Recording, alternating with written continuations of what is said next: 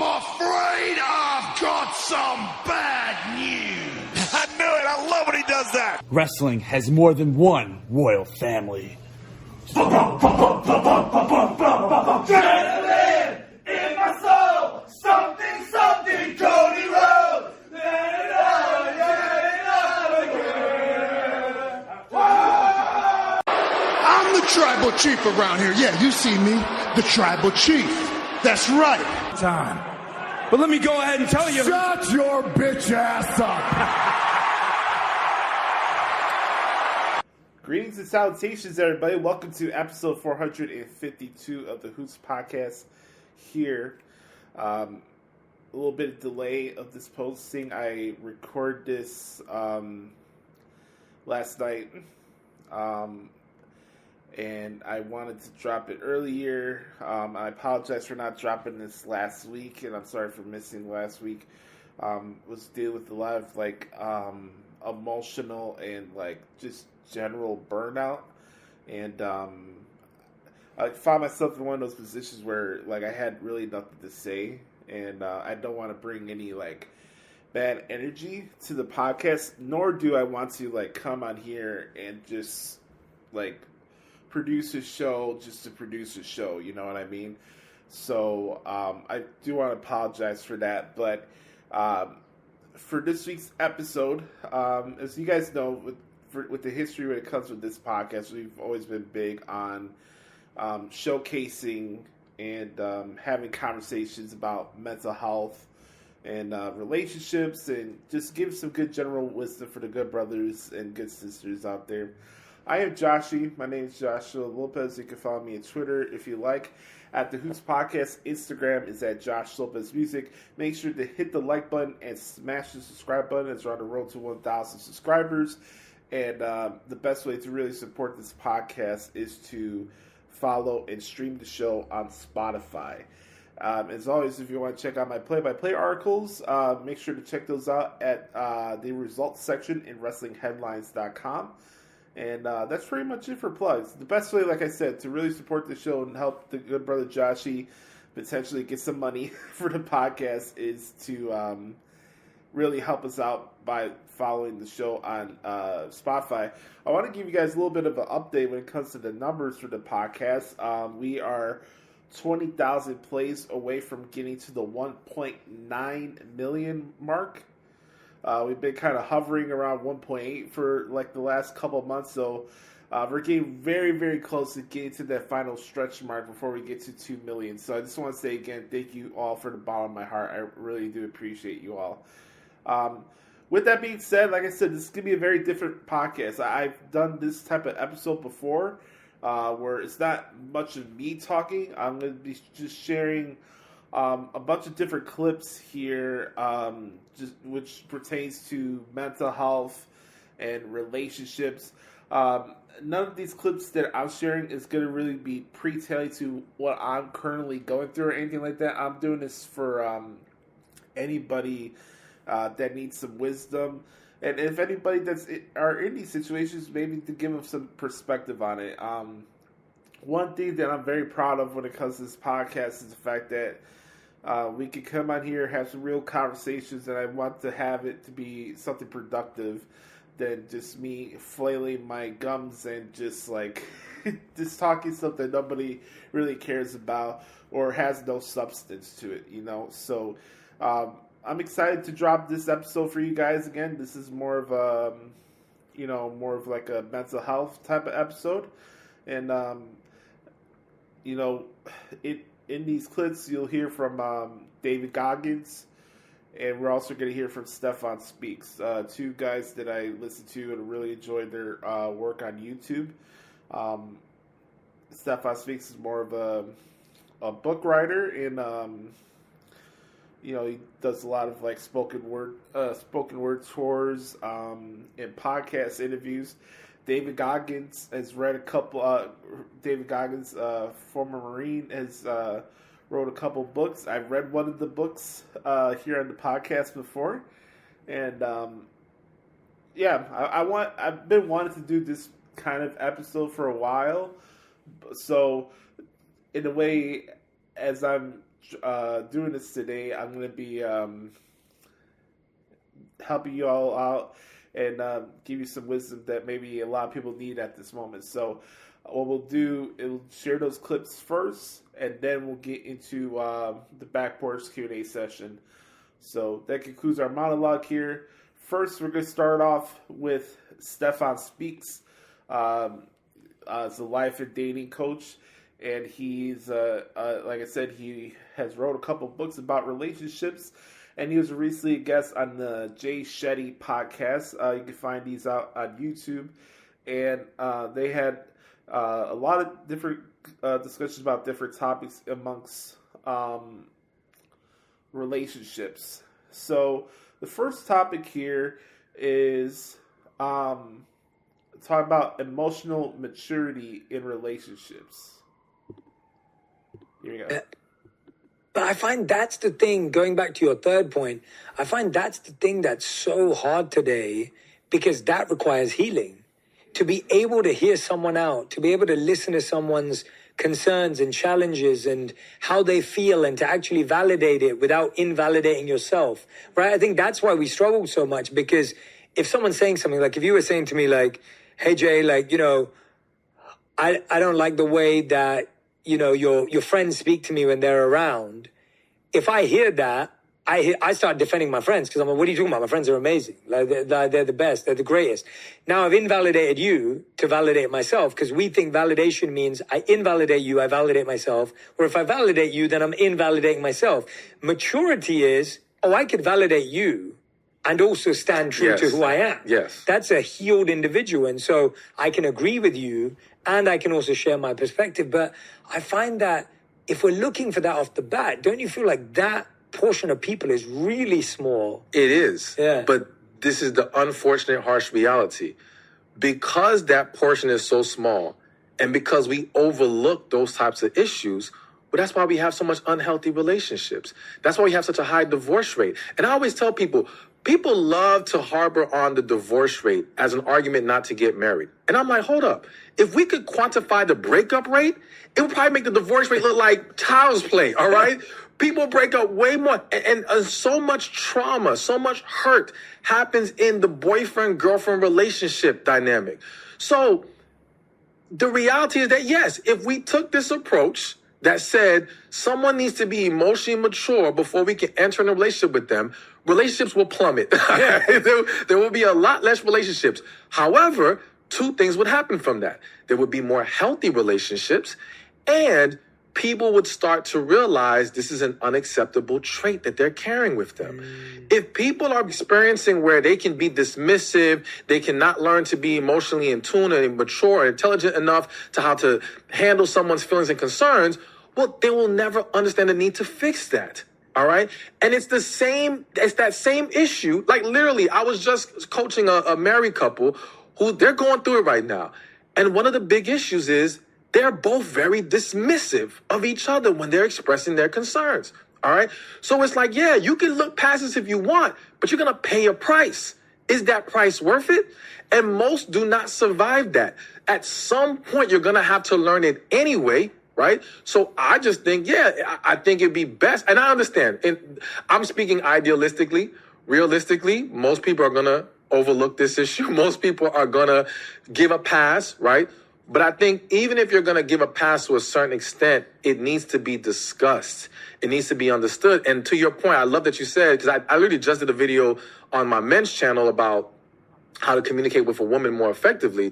And one of the things I expressed was how, listen, in that situation where she says, I don't like the way your friends speak to me, you can still say, I understand that's how you feel.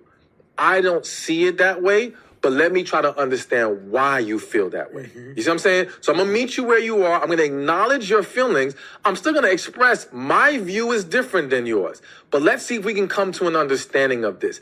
That in itself would eliminate so many arguments. Totally. Right? Totally, yeah. So much conflict just by doing that. So I do think that men and women, everyone needs to understand we need to strive for that at the very least. Most breakups, if not all, are a blessing in disguise. We just can't see where the blessing is in that moment. The blessing could simply be that The relationship just needed certain things addressed, and you guys will be able to come back together and make it better than ever. Some of you needed to be cheated on, because if you weren't, you would have never left that relationship. But you always knew it was an unhealthy relationship. It was toxic way before the cheating occurred. But you were in denial of that and were trying to hold on to something that wasn't best for you. I'm a believer in, I don't give myself any more than 3 days, all right? 3 days to grieve, whatever it is, whatever disappointment, hurt. After 3 days, get back on my feet, get to work, and go through my healing process. I think this is an important question because I think a lot of people have a type, going back to your desirables, that they're looking for. Is that helping or hurting them when they're dating? So there's nothing wrong with a type to a certain extent, as long as you're not so married to that type to where there's no flexibility outside of that, all right? But I do think that at the end of the day, and this may sound bad to some people, but this is just the reality of it. The more desirable you are, the more it becomes even necessary for you to have a type. So the analogy I like to give is, let's just say someone's applying at a job at Walmart, and that's no shade to Walmart or anyone who works at a Walmart, right? But the reality is that to be a cashier at Walmart comes with less requirements, right?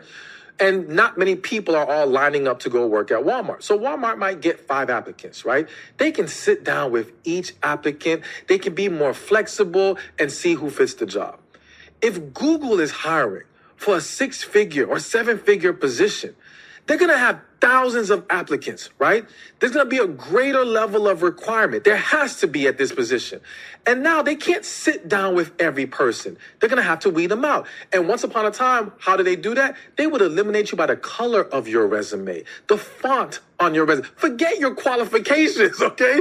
Just the mere presentation, because they had to. They had to weed it down to a certain segment, and then from there, choose who's going to be best. So in dating and relationships, there's nothing wrong with honing in on your audience that you want to pull from.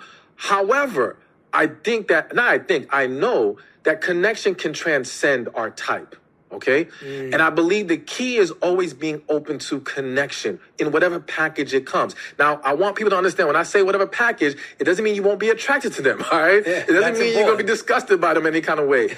It just means that plenty of people, if not everyone, even when having a type, have found someone outside that box that they found attractive, all right? That they may even feel drawn to. You have to be open and flexible in that way, all right? And I think for me, it's less about having such a strict type, but more so fundamental principles. Like, I think attraction is important, all right? Agreed. Communication is important. There's a level of, if you're into energy or you can pick up on people's energy, that's going to be important. And to me, those are foundational things. It's less about, well, they got to be this tall or they have to have this type of job. But there are some core traits that there's nothing wrong with that. So I do think for those that the type is working against, it's because they might be too strict. There's no flexibility. And they're also not understanding, are you the type that the type wants? Okay? So you can want your type all you want. That's fine, right? Nothing wrong with that. But are you really tapping into the type of partner they would want? And it's not even, are you willing, and both, can you sustain that? All right? Because there's a lot of people trying to present a certain kind of way to get this type of individual, and they may get them, but they can't keep it up. I'm going to give one example. And again, it's never shade to any gender when I use them as an example, but let's say there's a man who wants this ridiculously beautiful woman, right? Yeah. Who is accustomed to the high life, all right? And having all kinds of men shower her with gifts and money. And he knows, one, he don't have money like that. And two, he does not have the desire to keep up that lifestyle. But he's so infatuated with this woman, he goes and he pulls out all the stops, fancy dinners, gifts, all these things. And he gets her. But then after a few months, the real him comes out. And now he doesn't want to go to the nice restaurant. He doesn't want to take the nice trip. He thinks that bag is way too expensive now, okay? And now she's pissed off because it's like, wait a minute, you sold me on this. And to him, it's, oh, you're ungrateful, or no, you tricked her. Yeah. You tricked her, and you tricked yourself because you were so fixated on this type and this person, but you never questioned, can you really be that? Are you really that? And can you keep that going for the rest of your life? Yeah. And if you can't, all right, go to a different a different type of, person, whatever, that fits who you are. And it goes back to really understanding who you are, accepting it, and embracing the type of people who fit that individual. For sure. And that's such a great example because it's a simple one, but it actually applies to all the deeper things too. Anything you're infatuated by in another person and you pretend to be that, whether it's you're interested in a specific sport, you're interested in hanging around those places, you're interested in their business, like you said, you're tricking yourself. And so many people are doing that. And a lot of these are tricks, and you even called out some of them. I think there's so much bad advice right now. There's so many of these kind of myths that are just floating about. And one of the big ones is, I want to get your take on this. Should the person you're dating or seeing feel jealous when you get attention? Is that a sign of love? My instinct is say no. 100% no. Yeah, I'm with you. I think, to be honest with you, there's a level of insecurity there. All right? Now, don't get me wrong. I do think when we love someone, there may be at least some part of us, right, that's going to have an eye open to all this attention you're getting. For sure. I think that's natural. For sure. But to be bothered by it usually speaks to you not having a sureness in yourself. All right. So, and in the relationship. And in the relationship. That's such a key. So I want to give a quick story because I think this lines up perfectly. I once had a man, he came to me, he was having a problem in his marriage, and his issue was his wife had this male best friend who she was showing all this attention to. Okay. And he was like, they would be arguing about this friend, and she just doesn't want to let go of this friend and all these things. And I said, well, listen, trying to argue against her friend when she's saying it's platonic, there's nothing there, you have nothing to worry about, is a very difficult battle. Let me ask you, what's the quality of the relationship? And he's like, oh, well, it's not that great. We got some issues. I said, okay, before we worry about this friend, let's focus on solidifying the relationship, all right? Let's make that strong. Let's make that good. And then see what happens. He hit me up, I want to say like 3-4 months later. He said, man, your advice worked perfectly. Oh, I love that. By him shifting his focus to the relationship quality and fixing everything in there, the issue with the friend completely disappeared. She naturally was not showing the friend any more attention like she was anymore. Just everything fell into place. So going back to your point about jealousy, yes, I feel people aren't being honest with themselves that they do not feel secure in their relationship for various reasons. And this attention that your partner is getting is a threat to you. It is a threat that, well, what if they like it so much they take someone up on their offer? All right. But if you really felt good about yourself in this relationship, you're just not going to worry about it. And I think also it goes to a level of, I'm going to use the word evolving in life and understanding that you cannot control everything. So to me, I just feel like, and I have a feeling you're probably the same exact way. I'm not going to be worried about this attention you're getting because at the end of the day, if you're going to do something wrong, you're going to do it wrong. Me trying to police you, it's a waste of my energy. It is too stressful. I don't want that life, all right? Do your thing. Now, if you do something you're not supposed to do, you will pay a consequence. I will let you go. But I'm not going to sit here and check on this and watch this, or you can't go here. Man, do what makes you happy. Enjoy yourself. And I want you to live in your truth. I don't want to suppress you in any kind of way. And I'm going to bring this up. And I'm just going to say this is a theory. I'm not saying I'm accurate, but it's something for everyone to think about. So talking about attention, I do think that in most cases, the dynamic is usually the woman getting a ton of attention and the man not knowing how to handle that. And there are a lot of men on the internet who they go in on these women who, oh, well, you're always wanting this attention. You're posting here. There was even celebrities once that talked about something like that, and they went in on her. Anyways, I have this theory or this question. I was like, what if attention for women is like sexual desire for men? And what I mean by that is you'll hear men make the argument of, well, I can have sex with these different women and it's nothing. It doesn't mean anything to me, but they just enjoy the sex. They would never leave the woman they love, all these things. And I'm not advocating for any cheating or anything. I'm just explaining this dynamic. Yes. Well, that's how a lot of women view attention. She may enjoy attention, but she has no plan on entertaining any of those men. She will go back to her man, but she still likes to get a compliment. She likes to go out and hear people say, oh, you look good today. Oh my gosh, that dress is nice. But it's not because she's this bad person. It just might be an inner desire. And again, there's going to be different scales of that desire. There's going to be some women who don't want attention at all. They don't like it, right? But there's going to be others who love it. And I think sometimes we demonize these things, and it goes back to understanding and respecting the differences between the genders and between individuals, okay? And I think for a man, or for a woman, if you're dealing with that person, what's important is to understand why they enjoy the attention. Yeah. Where does that come from? Does it come from an inadequacy? Does it come from you not giving them attention? Are they starving at home, so now they have to go outside to get it, right? Or is it someone who just, they feed off of that stuff? They love it, but again, it doesn't make them a bad person. But to go back to your question, I don't think you have to be jealous of someone to love them. I can love you to death and not get jealous, because again, I'm not worried about it. But I do think when we do get a little bit jealous, that's also like, it's just normal. Yeah, it's normal. Yeah, I feel like the discomfort is natural.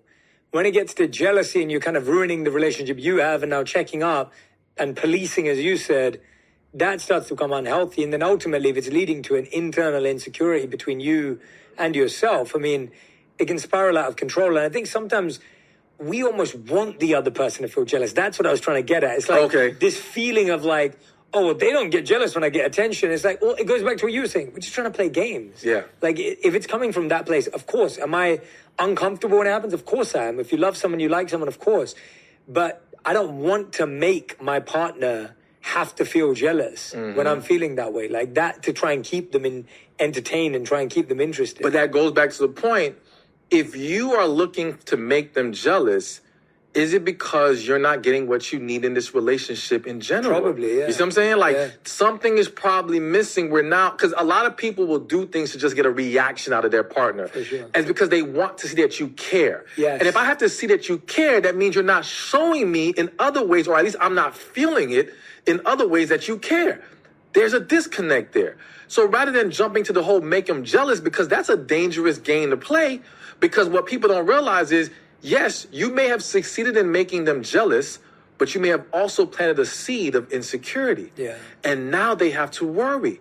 Do you really want someone else's attention and time? Are you entertaining someone else? And so now you got this initial great feeling of their jealousy, but what's the backlash that comes from it later on? You see what I'm saying? What have you created? So to me, you got to go to it's always about getting to the real root of the issue. Why are we behaving in this way? Why are we trying to make this happen? Now, I think there's some couples where they just playfully do these things. It's not that serious to them, right? And that's fine. But you just want to make sure this is not coming from an unhealthy place, because you're going to create a more unhealthy situation. One thing I love about in that. All right, one last clip here before we finish this part of the segment. The last topic here, this is a great conversation here with Stephan Speaks and Jay Shetty. Go check out Jay Shetty's podcast. You can see the video of this podcast. The last topic here is very interesting. The right person at the wrong time. Let's take a listen to this. Do you believe that there's right person, wrong time? Absolutely. I'm 100% believer in that. I know a lot of people argue against it, but I have so many stories of people who, let's say, met in college, right? And something went wrong. And then 10, 15 years later, reunite. And maybe even in between that time, married someone else or other relationships or whatever. And now they're back together and it's the best relationship ever.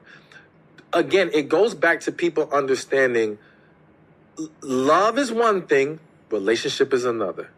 So you can experience connection. You can experience real love. But if that person still has things they need to heal from, it is very likely going to derail the situation. All right. If they are not ready, maybe they haven't gotten themselves together in certain ways that they can feel more secure about themselves. That's going to derail the situation. People need to evolve. It's not as simple as, oh, we love each other. Everything's supposed to work perfectly. That's not life. That's not real life. I would love for it to be that way. It's just not. And so a lot of people don't accept the fact that, and I'm a very spiritual person, so I believe in praying about everything. And I believe one of the mistakes people make is that for those who are believers, they don't pray and talk to God about if they should move forward or if they should be with this person. And they don't realize that sometimes we can be presented with something so that we can see that it's there, but it doesn't mean it's time for us to have it yet. It's almost like sometimes you can be presented with an opportunity business-wise, and you may feel like, yeah, I'm ready for it. Let's do it. Boom, boom, boom. But you're not really prepared. Now, if you went from a spiritual place and understood and let God, your spirit, guide you, it would tell you, no, slow down. Don't do it just yet. But think about it like the person who they win the lottery. They win millions of dollars. They've been hoping for this all their life. And they blow through that million in a few months, or their whole life is ruined. Why? It was not time for them to have that kind of money. They did not learn the lessons they need to learn. They were not prepared for that level of financial freedom or whatever, access. And the same thing happens in relationships. People aren't ready for that level of vulnerability. They're not ready for that level of responsibility. You know, perfect example is like if a woman finds her first love in high school, or man or woman, but I'll say this happens a lot to women where she's head over heels over this guy. But this is a young man who has not developed at all emotionally. Chances are he's gonna mess up and this situation is gonna fall apart.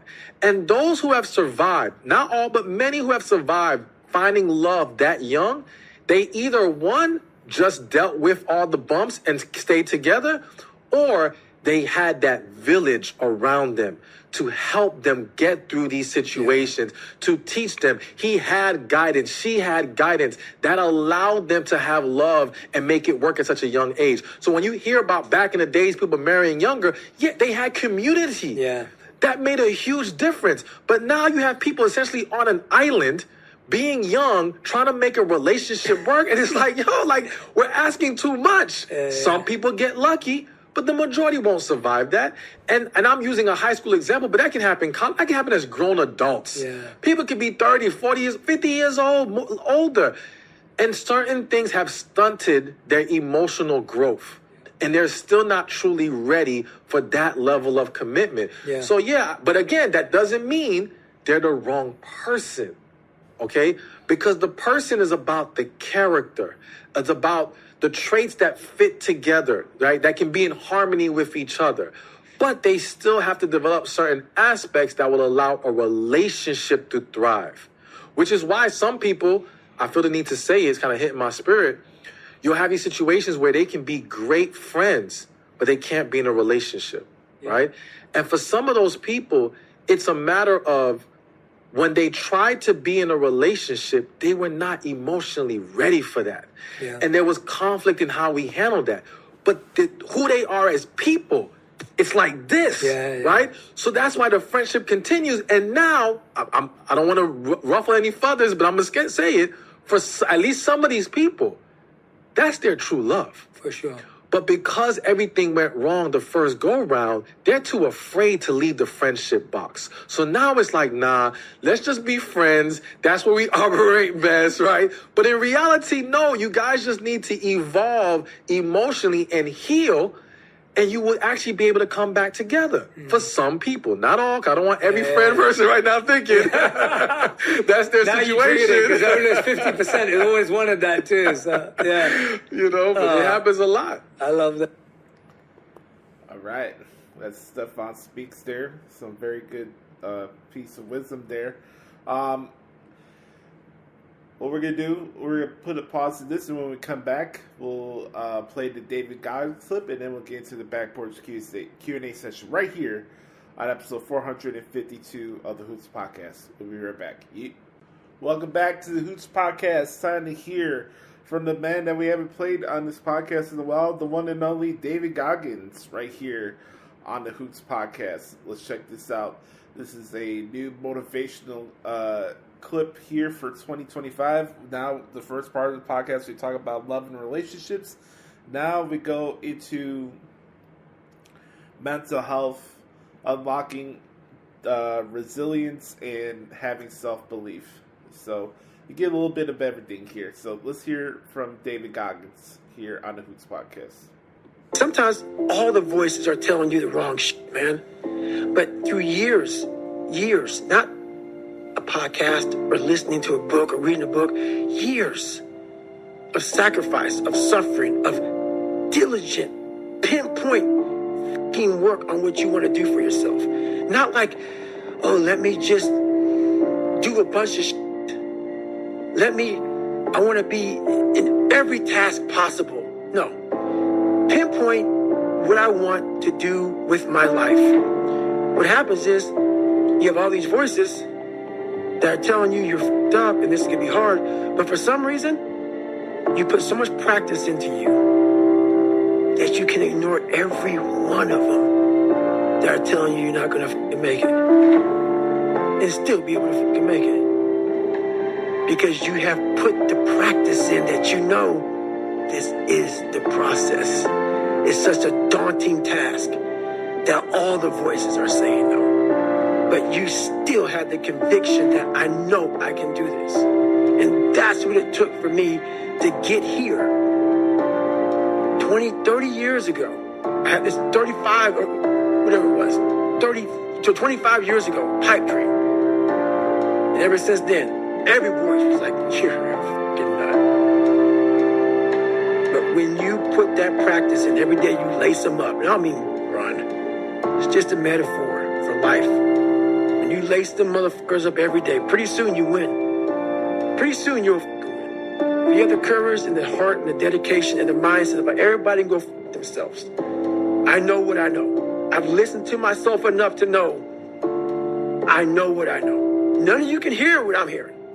And that's what people don't do enough of. They don't listen to their journey. They listen to everybody else's shit. Before you know it, I'm crazy. But if I'm so fucking crazy, why am I so successful? How did that happen? I'm so misguided and f***ed up and don't listen to him. Why am I the only one to do a whole bunch of shit? Why am I a trailblazer? Why? How is that possible? How can you be f***ed up and also self-made the same? No. Obviously, you're not looking at the truth in front of you. The truth in front of you is it sucks. It's painful. It's fucking mind-numbing.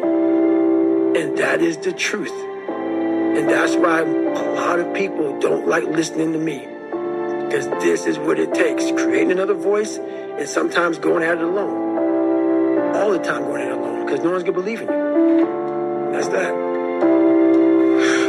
Don't you think that your happiness is probably elevated by the amount of pain that you've gone through? 100%. So the amount of suffering that you understand, the amount of pain that you've gone through makes you appreciate the happiness and the beautiful moments with much more intensity. That's what weak people miss about my story. Weak people hear this soft kid, oh my God, he must be miserable. Oh my God, what the hell's wrong with him?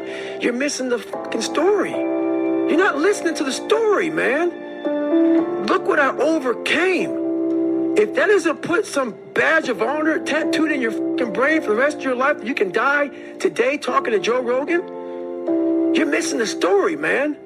Am I happy? What the fuck do you think? Don't misunderstand the passion in which I speak for not being intensely happy. Happiest person in the world. But I'm not done. So I'm not going to speak to you like, oh man, everything is great. No, I have a lot more shit to do. A lot more shit to do. Well, this is in the same use of the word that you used, the warrior's mentality, the warrior's life. Right.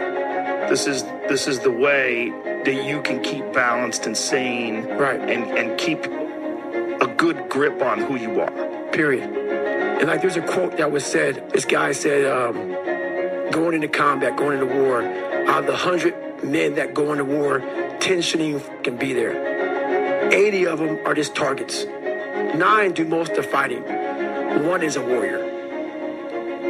And it's a true quote to life. I saw it going through training. I saw it everywhere I went. There's so many people who just show up to life that shouldn't even fucking be around. And there's few people who do all the work. I wanted to be part of that 9, and I'm working towards being that 1. Every morning starts with a run. And that's because that's the one thing I hate to do more than anything in the world.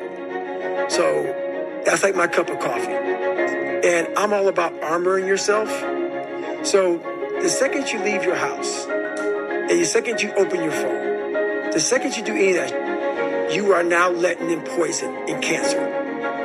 So I make sure a lot of things you can't avoid. So as I get up, I start to armor plate my mind and body. Like a person's going to war. You put your body armor on. That's what I'm doing on that run. I'm waking up and I'm giving myself all this armor. So when I come out in the world, I look at that phone, I'm ready. I'm not waking up late. I'm not rushing around. I'm not disorganized. Because I know I'm going to get hit in the fucking mouth. There's an art to getting hit in the fucking mouth. And that is why these things are important. You have to wake up and you have to give yourself belief. You have to give yourself confidence. It starts with that run. So after the run, I come home, I eat something small. How long's the run typically at the moment? Nowhere under 12 miles. So 12 miles is the minimum. And what are you getting that done in? How long? It depends. Right now I'm running heart rate. So I'm running like 8:15s, 8:30s. Because I'm retraining right now. Because what's that? Is that zone 2 for you? Zone 2. Yep. Because of the leg surgery I had. So I'm going back, starting from scratch. So anywhere from about 1:30 to 2 hours, I run every day. Mm-hmm. So you're fasted on the morning? Yes. Up, straight out? Straight out. 90 minutes to 2 hours of running, back, eat? Eat, and I'm in the gym. So, and then after that, to whatever's on the plan for the day. That's how that works every day. Are you still doing your stretching? Because you've got every 2 night. hours of... Every night. 2 hours of meditation, 90 minutes to 2 hours of running. How long's the gym session? Depends, 45 to an hour and a half. Stretching, meditation, run, eat, gym. Is there something I'm missing, Jennifer? Oh, yeah. Yeah. Forgot about that. You cycle as well? Yeah. How long are you cycling? It just depends. I do stationary bike right now a lot. What are you using? Is it like a watt bike or something similar? Yeah, something similar. Yep. So I put my bike on a like trainer, and I cycle. Yep. At least 3 or 4 days a week I'll do that. So that's your day. There is no room for anything else. Yeah, there is a lot of room. So there's 24 hours, and I use it all pretty well. How's your sleep? What's your sleep like? It's really good. Okay. It is getting now. 8 hours-ish, something like that? 7, 8 hours. Yeah. Well, you'd need to with this sort of volume. 7, 8 hours. And you're still doing your stretching stuff? Every night. So you've got a 4-hour block, basically, of stretching and meditation? Well, no, that's all in one block. You combine the two, right? Yeah, that's all in one block. Cool. Yep. That's one hell of a day. It is, and it's been like that for 7 years. But going back to what you said before about needing to cap success, you wouldn't be able to fit even 1/10 of that in. Exactly. If you were chasing down... Exactly. Yep. That's exactly it. So if all that's f***ed up, that's why I got to cap success. Because I can't put that in. And that's my growth factor. So, that's my human growth factor. I realized I was just a sorry motherfucker. I'd quit pararescue. I was afraid of the water. Every time shit got hard, like I said, I didn't have talent. I didn't have shit. Whenever it got hard for me, I thought I was on my way out, and I got sucked back in. I become a loser again, real quick. And I see them all the time. There's a lot of fucking losers out here that won't face it. I was like, oh man, I gotta go back and visit this motherfucker. I haven't seen my dad in fucking years, man, years. But I knew where I came from.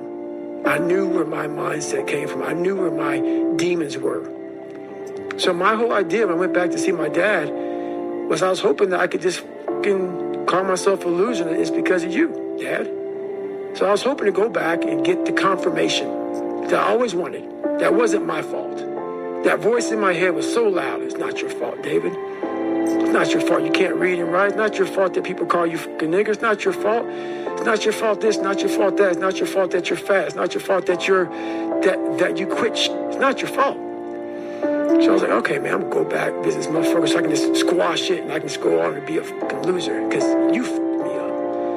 And when I got there, I drove to Buffalo, saw my dad. Same routine as it was when I was 8 years old, man. Walked in, what's up? Went to Skateland. I sat in that fucking couch that you would cheat on my mom with. And I sat on that couch in the corner, and I was like, God, what the fuck, man? And it was a whole normal day. And the more I was around him, he started getting drunk. And I won't go through the whole thing, but I started seeing, man, I started having I always had these conversations with myself. I'm like, man, this motherfucker, he came from hell. His dad would put him in front of a furnace. And like, if he moved, he'd get burnt. So when my dad got beat, his dad would put him in front of a furnace, and if he would have moved, he'd fucking get burnt up. So my dad had to sit there and take it. So he never dealt with his fucking demons. So his demons became mine. His demons became mine. Motherfuckers think you die and the demon goes with you, man. Don't be a fucking fool, bro. You know, like, that's why I'm proud of myself. I took his demons and mine. And people are always looking for some great fucking apology. You know, oh my God, like, you know, my dad used to say sorry. People who fucking called you out your name, or nobody gonna come back and say sorry to you, motherfucker. Ain't nobody saying shit to you. You better fucking man the fuck up. So I looked at him. He didn't face his demons, but I'm gonna face mine. So that drive back home, that's what I started doing.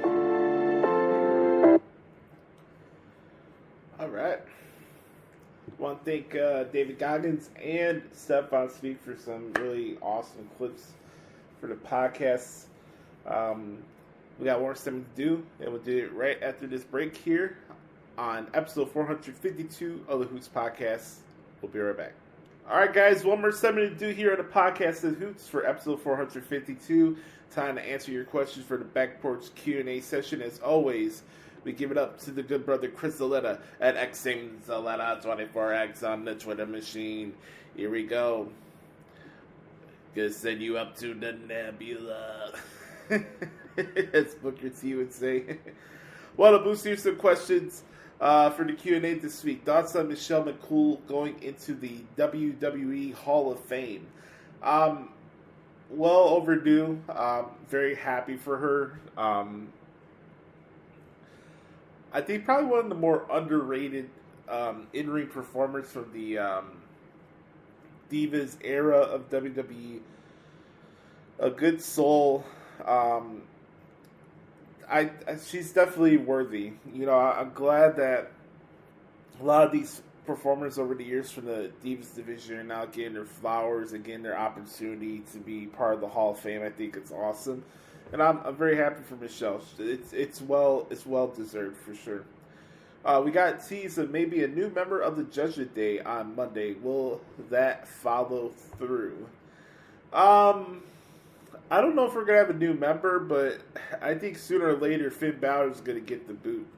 Or they're just going to disband in general. So we'll have to see how that one plays out. Thoughts on Kendrick's halftime performance? Was it the right playlist? I'll be honest, as much as I am a Kendrick Lamar fan, I can't say off the top of my head that I know his entire catalog and every album and stuff like that.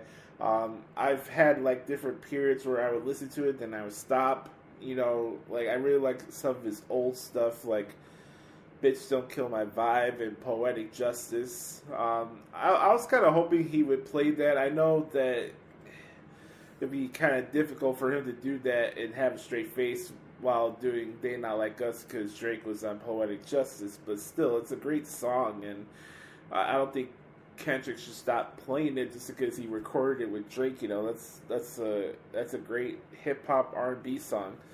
I've always loved "Humble." Some of the new stuff has been pretty good, like "Squabble" and "Peekaboo." Then of course, "They Not Like Us."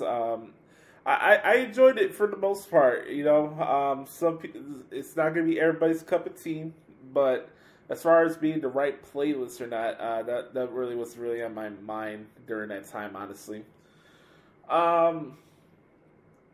Thoughts on the WWE releases? Good question. Yes, this is. I don't want to come off as insensitive here, but this is a part of everyday life. There's layoffs, there's releases amongst every big corporation out there in the world. And WWE's not immune to that. I am deeply sorry, and I'm bummed out for the performers that were released. And as I say, each time this happens with cuts, that I had the pleasure of covering their work in all their matches. I do take a pride of watching these performers' journeys, regardless of whether they got their start in TNA or in WWE or vice versa, or if they get cut and released or fired or whatever. I do have a big amount of empathy for that. I do. I enjoy the journeys of all these performers, good, bad, and indifferent. And it's just like, for me, I'm not going to come in here and throw a hissy fit because there was a big batch of releases. Like, it happens all the time on Twitter. Ooh, this evil corporation with their releases. I never want to see people lose their jobs, but that's life. I hate to be blunt about it, but it's the truth. That is life. That's the best way I can explain it. It's just bound to happen. I'm sorry for those performers. There's a lot of great companies out there that they could get their name out there, and that's just my opinion on it, honestly. Thoughts on Ricky Starks making his on-screen appearance? I'm happy for Ricky. It was long overdue. It's just the sloppy shop at in Duval County. It's just finding new ways to showcase their hypocrisy as the weeks go by. So I'm just happy for him to get out of that cesspool and finally for him to be in a professional environment. How about that? Last question here. Where will Josh Alexander be wrestling? Good question, Chris. I'm stuck between either New Japan or NXT. I don't know if he's going to go to AEW. I think, if anything, Josh Alexander would probably be more lost in the shuffle in AEW than he would in NXT. So I'm leaning more towards NXT, but in a slight chance of him possibly showing up in New Japan. So, and I'll say this right now to Hiroshi Tanahashi. I know this is your last year of in-ring competition and stuff like that, but from a business standpoint, my man, you need to get out of that co-working relationship with AEW as fast as you possibly can. And on that note, we're going to put a rib on the bow on this episode of the Hoots Podcast. I'm sorry for dropping it late and wasn't able to drop this last week, but I wanted to come on here and do right by you guys and do this podcast for you guys. I want to thank Chris for the questions. As always, you can follow me on Twitter at xteens1124x on the Twitter machine. I want to thank David Goggins and Stephan Speaks for the awesome clips, and Jay Shetty for the Jay Shetty Podcast as well. A little different bit of an episode. We do things a little different here on the podcast at Hoots, but the road to episode 500 continues.